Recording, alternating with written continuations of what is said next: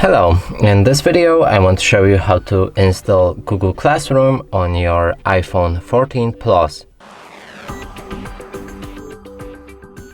And to do this we'll need to open our App Store.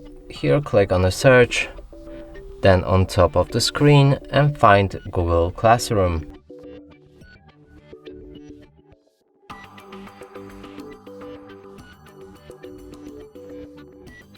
Now select it. Click on this cloud with arrow pointing down.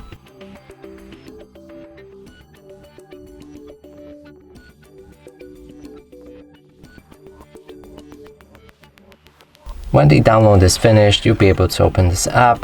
Click on Get Started.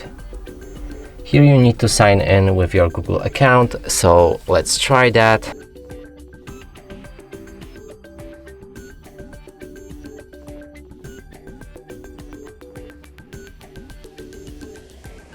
After you log in, you'll be able to join the class by pressing on this plus button, then join the class, enter the class code which you should be provided with, and after doing so, everything will be ready. And that's it for this video. Hope you like it. Please consider subscribing to our channel, leave a like and a comment below.